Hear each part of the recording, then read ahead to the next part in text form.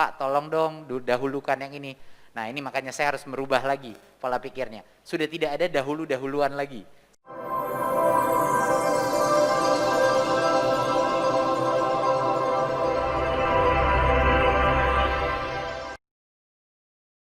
Selamat siang Pak Menteri Pendidikan. Ada beberapa pertanyaan dari Jawa Pos, MNC, dan Dai TV Pak. Yang pertama itu terkait dengan rekrutmen guru PPPK usia 20-59 tahun. Kemudian bagaimana nasib guru-guru senior yang utamanya berada di wilayah 3T, karena pasti akan kalah dengan guru-guru yang muda. Terus yang kedua, juru bicara pemerintah kemarin menyampaikan bahwa bed occupancy ratio di rumah sakit sudah semakin kritis. Dengan diizinkannya pembelajaran tatap muka, bagaimana pemerintah menjamin tidak akan muncul klaster sekolah. Kemudian bagaimana respon kesiapan Pemda untuk menyelenggarakan pembelajaran tatap muka, dan apabila sudah ada, daerah mana saja yang sudah siap untuk melaksanakan program tersebut dan mana daerah yang belum siap. Kemudian yang terakhir, alokasi anggaran PEN untuk pendidikan sepanjang 2021 nanti apa bisa dijelaskan? Itu aja Pak, terima kasih. Untuk yang pertama saya jawab dulu mengenai yang seleksi massal tahun depan, mengenai guru-guru honorer yang kalau lulus akan bisa menjadi P3K. Ini saya sering sekali mendengar berbagai macam hal mengenai, Pak tolong prioritaskan yang ini dulu, grup yang lama atau yang sudah lama. Ini harus saya jelaskan sekaligus. Di tahun 2020 tidak akan ada 2021 tidak akan ada keterbatasan kapasitas untuk mengambil tes itu, karena tes itu akan online, diadakan di infrastruktur AKM kita. Jadinya semua guru honorer tersebut akan bisa mau asal sesuai dengan kriterianya. Jadi yang umur di atas 35 itu kan peraturan untuk PNS, tapi ini P3K. Jadi mereka juga boleh ikut, ya. Baik negeri maupun swasta boleh mengikuti tes seleksi itu. Jadinya sudah tidak ada lagi prioritasi. Maksudnya siapa yang duluan udah nggak valid lagi argumen itu. Semuanya boleh mengambil tes, yang lulus tes tersebut akan menjadi P3K. Jadi harap dijelaskan. Saya juga dengar di berbagai macam komen saya di sosmed, Pak tolong dong dahulukan yang ini. Nah ini makanya saya harus merubah lagi pola pikirnya. Sudah tidak ada dahuluan lagi. Semuanya bisa mengambil di 2021, dan bahkan bukan cuma sekali, mereka bisa mengambil totalnya bisa sampai dengan 3 kali mengambil. Jadi kalau gagal dia bisa mencoba lagi dan mencoba lagi. Dan disediakan pembelajaran online-nya pun. Jadi bagi yang mungkin tidak masih belum mempunyai pengetahuan atau kompetensi untuk lulus, dia bisa belajar karena kita memberikan pembelajaran online secara mandiri, di mana dia bisa mengasah kemampuannya agar kemungkinan dia lulus seleksi tersebut lebih tinggi. Tetapi tolong diingat lagi masyarakat, ini bukan pengangkatan 1 juta guru menjadi P3K, ini adalah seleksi massal.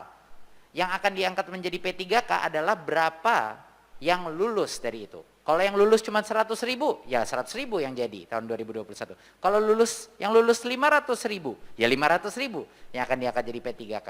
Jadi mohon teman-teman media mengerti bahwa harus lulus seleksi. Kemendikbud tidak akan mengendorkan standar untuk menjadi guru P3K. Itu adalah suatu standar tes seleksi yang harus kita pertahankan untuk kebaikan anak-anak kita. Jangan lupa, kesejahteraan guru yang layak mendapatkan itu pentingnya luar biasa. Sama pentingnya adalah kualitas dan mutu guru bagi anak-anak kita. Setuju? Oke, terima kasih. Poin yang kedua. Poin yang kedua adalah mengenai SKB 4 Menteri yang kemarin. Ya, ini juga harus diklarifikasi. Yang pertama harus diingat bahwa keputusan untuk membuka suatu sekolah harus mendapat keputusan bukan hanya Pemda, tapi kepala sekolah dan komite sekolah. Komite sekolah adalah perwakilan orang tua di dalam sekolah. Jadinya kuncinya ada di orang tua. Dimana kalau komite sekolah tidak membolehkan itu sekolah buka, sekolah itu tidak diperkenankan untuk buka. Tapi ini diberikan haknya kembali untuk Pemda menentukan mau sekolah-sekolah mana yang boleh apa tidak. Alasan kita melakukan ini adalah berbagai macam permintaan dari pemerintah daerah bahwa sebenarnya alokasi per kabupaten itu sangat terlalu besar. Sehingga mereka mungkin punya desa-desa, kecamatan-kecamatan atau kelurahan-kelurahan yang menurut mereka aman dan sangat sulit melakukan PJJ, yang menurut mereka sudah mulai bisa melakukan tatap muka. Yang pertama. Kedua, orang tua tidak harus khawatir juga karena kalaupun sekolahnya anaknya mulai tatap muka, dia tidak bisa, sekolah itu tidak bisa memaksa anaknya untuk pergi ke sekolah. Orang tua bisa bilang, anak saya belum nyaman, anak saya masuk ke sekolah, dan dia bisa masih melanjutkan pembelajaran jarak jauh. Ya, jadinya hybrid model ini akan terus berada. PJJ bukannya berarti berakhir. Ketiga yang harus diketahui semua masyarakat, seperti apa sih kalau misalnya sekolahnya dibuka? Ini bukan seperti sekolah biasa. Bukan seperti sekolah biasa. Bedanya luar biasa dari sekolah biasa. Apa perbedaannya? Hanya boleh 50% dari kapasitas, artinya 18 anak di dalam per kelas maksimal, biasanya kan 36. Sekarang cuma 18 anak per kelas, jadi secara otomatis sekolah harus melakukan rotasi, harus melakukan 2 shift, minimal 2 shift, untuk bisa mematuhi aturan itu. Masker wajib, tidak ada aktivitas selain sekolah, nggak ada kantin lagi, nggak ada ekskul lagi, nggak ada olahraga, nggak ada aktivitas yang di luar, masuk kelas, pulang langsung. Ya, ini bukan sekolah normal, yang tatap muka pun masih ada. Kalau kita melihat apa yang telah kita lakukan selama 2 bulan kemarin, sudah diperbolehkan untuk yang zona hijau dan zona kuning. Sebenarnya sudah diperbolehkan. Itu pun karena protokol kesehatannya begitu ketat, yang di zona hijau aja baru sekitar 75% yang melakukan tatap muka, dan di zona kuning hanya sekitar 20%, 20-25% yang melakukan tatap muka.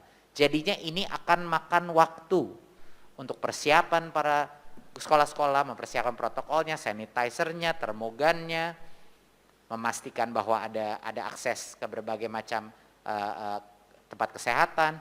Jadi checklist itu, daftar periksa itu sangat komprehensif, dan Pemda akan menggunakan diskresinya karena Pemda lah yang tahu mana daerah yang sebenarnya rawan dan mana yang lebih aman. Jadi kira-kira gitu untuk menjawab pertanyaan tersebut. Dan kalaupun ketahuan ada infeksi COVID di situ, harus langsung sesuai dengan protokol Satgas COVID, harus langsung ditutup sekolahnya. Ya. Dan pertanyaan yang ketiga, sekarang ini mengenai 2021 KCPPN dan juga Kemendikbud sedang mengkaji, seperti yang Pak Budi tadi bilang, kita sedang mengkaji, dan kami sedang saat ini belum kami tentukan, ya, tapi sedang dalam proses pengkajian, dan dalam waktu singkat pasti akan ada jawabannya apakah program-program ini akan berlanjut di tahun 2021 apa tidak. Saya rasa sekian dari saya, semoga terjawab. Terima kasih. Cukup, terima kasih.